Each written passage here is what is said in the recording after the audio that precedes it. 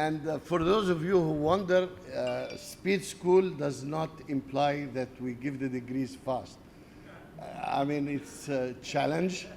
We work 12 months a year. Actually, the students, we have a full year, including summer, a 10-week summer. So it's, and they finish in 5 years, not 4, you know. So it's a challenge. Just to make sure, Andrew left, I can talk about him. When Andrew came to me a few years ago, he didn't realize that I remembered him. I've seen him many, many, many years ago poking his nose into games. A while back, he had a company, and I remembered. He was surprised that my memory was that good. I kind of reminded him with some things. But anyway, I've been with University of Louisville since '82. Some of you weren't even born, or, you know, but I've been in the area of AI, and it's an interesting thing. The title I chose for today, AI as the driver for digital transformation, and I'll tie it in a few minutes with why blockchain, AI, digital transformation has been accelerated and be the big push that we are hearing about this word digital transformation. Obviously, the big issue here is artificial intelligence is not new. We all know that. Why is the old new again? That's kind of the really issue. I mean, games are not new. AI is not new. Hiding things from the government is not new. That's blockchain, you know.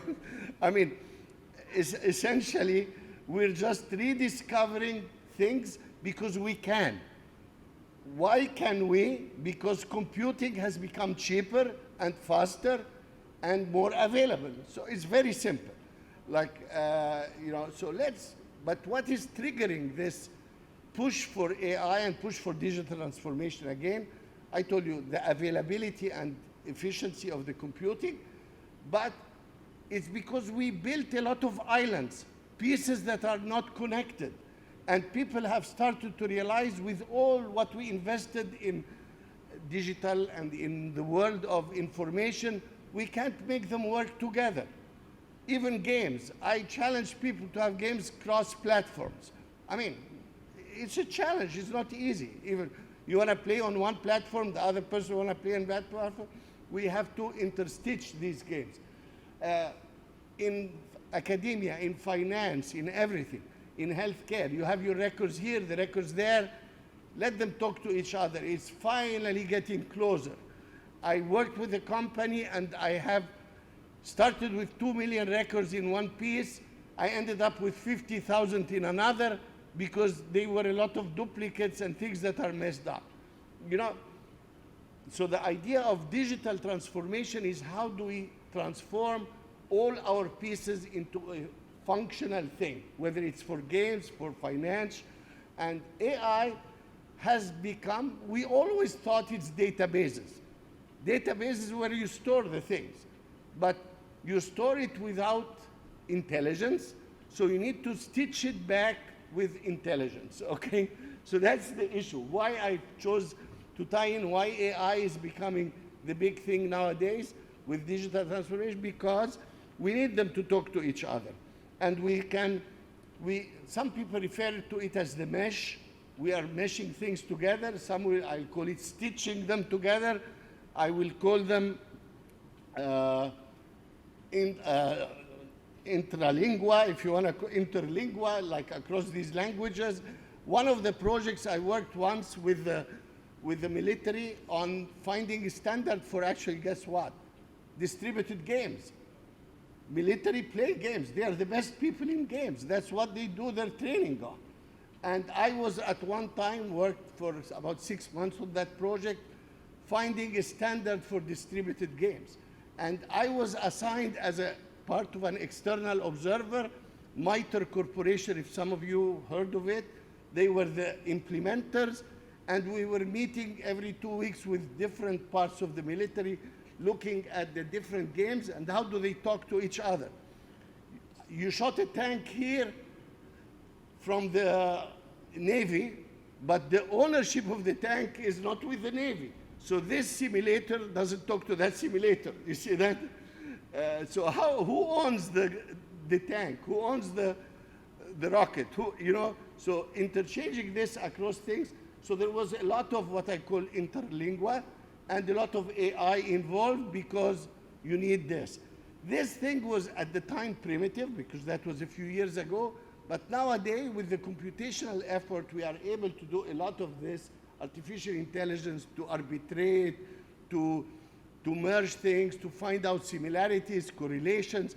So I would say part of AI now is the knowledge ability to extract knowledge from information, analyze it, and match it together. And I particularly work a lot in healthcare. That's very important in healthcare because anyone ever went to a doctor? I do. I mean, I'm not young, but at least I don't take medicine, which is good. But your records are so spread. And even when you give access, the images are here, the blood is here, you know, and you know the history. People don't even make sense out of these things together. I challenged one time a doctor to show me a plot of the change of a particular thing in what he was looking at over time he was my doctor for a while. He said, I'm sure that I can do it. So the guy was very nice. We sat for about 20 minutes till he figured it out. You know, the system allows it, but he was never trained to do it. Nobody ever told him you should look at historical change of a person. So AI can do it for them and guide them. You see that? So that's why I'm trying to tell you, if we cannot leverage the digitization, then it's useless. And one of our students was hired in one of the gaming companies mainly to do analytics. So gaming companies are doing analytics. Why are they doing analytics? I can say for a good reason, because they want to improve the user experience, or I can say for another better reason to improve sales and improve usage. So you can think of it whichever way you like. You see that? But they were hired by one of the large gaming companies, and that's what they do. So without the artificial intelligence, this digital transformation of using the digital assets, I really call digital transformation the ability to use your software, your digital assets in a meaningful way. That's what I kind of simplify the definition of digital transformation. Digital is assets. Assets include data, include software, and that's what we want to make use of, okay? Clear?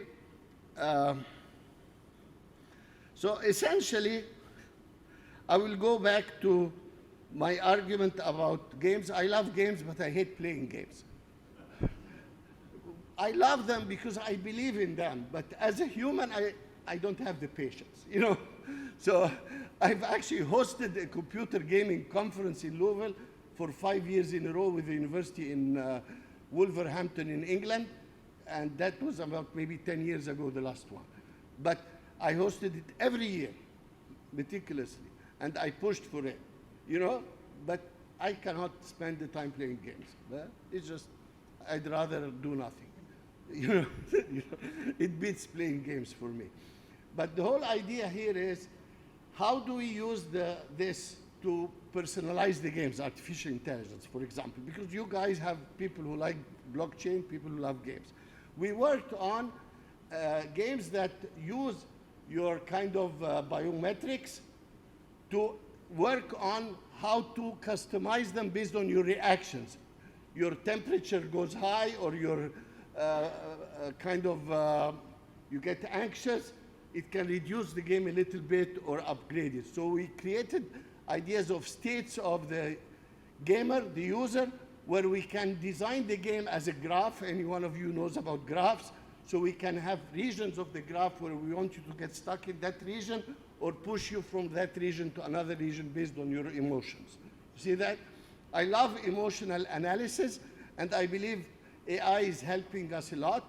We're working on emotional analysis for games, from audio, from video, and emotion based on generating music or understanding the emotion that the music you are listening to evokes. So I have different students who are working on these areas. You see that? Why? Because it comes together. It brings together the ability to customize the use of a game, for example, although I don't like to play them, as I said. But customizing them is very important. Why? It's very important because games are not only for fun. Games can be an incentive. We know that games are used now, gamification. You know, now it's called gamification, it's not games. You see that? So we are all get tied to this. Even my apartment complex, if I post something, they give me points and I earn things, you know. That's a game. I mean, I know, I get sucked into it, you know. So, but they will know this better if they can customize it using the AI. And that's what I'm trying to say. You see that? I promised someone that, he said, what are you going to talk about? I said, it depends on what you want, you know. So I'm willing to have questions for a minute because I love interactive games.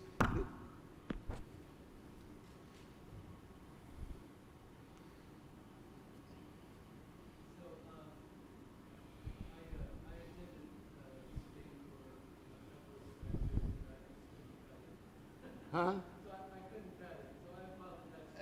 Believe me, you want. Believe me, I have been working since '82 to transform it, and I failed. But we created a new program that I started now. I was the department chairman of computer science engineering for 17 years, a very long time. Now I'm no longer doing it. So I started the program. The new chair will get the credit, that's okay. It's a Bachelor of Arts in Computer Science. And the way we designed it is that it allows you to have a minor or another major with the computer science in humanities, in arts, in whatever you want.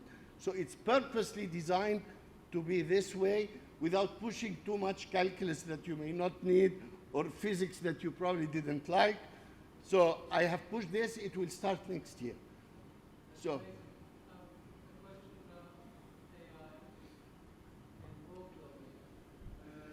In what?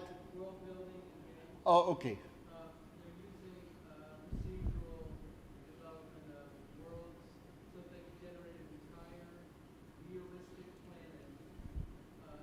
So that while you're walking around the planet, literally walking. It's generated rather than stored. You see, the idea of just in time, which our friends in manufacturing have loved, you know, just in time. We call it, we used to have a name in it in computer science for compiler. It's, I forgot the name because it was a buzzword for it, but it's essentially you don't compile anything or don't generate it except when you need it. So this concept has been used in computer science for a long time, even in compiling code and running code, but the idea is the same. And you can do it now because the delay is less. You see, in the past, even if we attempted to do it, you cannot generate the scenes fast enough. You know, we used to say a picture is worth 1,000 words. Now it's more. With you know, how many 8K now? TVs are 8K, so a picture is more than 1,000 words. I assure you that. So yes, things are changing, and we're able to do them on the fly, as you say, and that's definitely part of the advances of computation and the advances of the hardware and the software. And we know that the software has lagged the hardware most of the time. I mean, because hardware doesn't have too much imagination. You know, it's just you push, you push, you push, it happens. Software, you need, a new idea. Yes. And in hardware, the advances we had have been incremental, but very consistent and successful. With distributed computing, the limits are really big. And GPUs are such a beauty. I use them for AI more than for games. I'm sorry for that, but you know, I don't use them for blockchain either, but some of my friends, they heat their homes with blockchain. I mean, yeah, I'm serious. No, I mean, yeah, so it's all about what we want to do and what you love. And that's why the idea I talked about AI, because AI is what allows you to make things happen in the way you want it, you know, rather than algorithmically and just banging at them the same way all the time. You know? Yes, sir. So on Facebook and a lot of other things, Facebook will feed you what you hit the like button on, not just Facebook, Amazon, if you order certain books on Yeah. Amazon will assume you'll never want to read a certain book. And even if you search in certain categories, still won't show you it. Yes. And I hear about the AI making it so it's based off of emotions. Is there a way to kind of avoid this, this echo chamber stuff that we're hitting so Yes. bad? No, that's the issue about AI ethics, obviously, which one of my colleagues love these topics. And the issue here becomes between, don't want to say ethics only. It is, and I was complaining about this about businesses. Anyone owns a business? I don't know. Everybody of us somehow owns a business. You are your own business anyway. I tell my students, you are your own brand. Everybody now is their own brand. That's the reality. That's the world we live in. You brand yourself. You create your own brand and you're your own user. But why I'm saying business? Because way back when I was younger, there was something, the customer is always right. I don't think anybody believes that anymore. The customer is always here. We'll get out of the customer what we can, whether we push or pull. In the past, it was more pull. Now it's more push. In economics, there is supply side economics and demand side economics. You see that?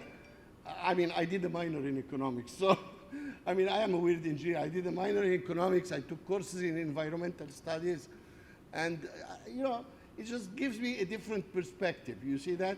So supply side versus demand side economics are very interesting topics, and they apply at the micro level, at the business level, where people are pushing rather than pulling. And that's what we are. Instead of making it attractive, you're pushing what you want to sell. You see that? And that's what you are really referring to there. It's not about the AI not able to be better. It's about what they want to promote and sell.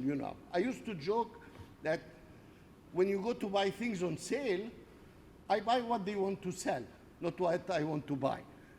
Because that's the break point where you see that? So, but nowadays, it's not this break point. They are more of a pushy kind of thing, but so the curve is slightly different. But what I'm really here assuring you is believe in AI, use it to its best. I had a paper that I never gave it that title, but I wrote it and changed the title. I called it many, many years ago, would you trust your banker with an AI tool? Essentially, I was approached one time by one of the big companies to work in their AI division to do what? Credit analysis with AI. You see that?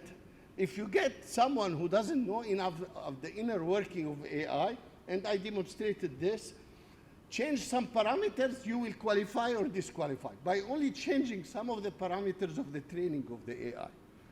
I'm not changing anything about you. I'm only changing the training. And that's why there is biases that are being discovered in AI and all these issues.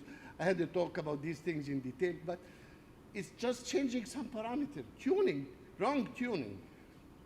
We know that in audio, we know that in many things. You see that? But wrong tuning of AI causes a lot of problems. So if you want to use it, make sure you don't just blindly use a tool and don't think about the inner working of it. Okay? Andrew, Yes, sir. do you want me to run? What? Should I run for the unicorns or wait a little? Or wait a few more seconds? Yeah. Any other questions? My job is to talk. That's what professors do, The other part is the one I don't like, is to grade, so I'm not going to grade you. Any questions? Any topic you want to just bring up? Just pop up. I can talk about anything. Thank you, sir. Thank you.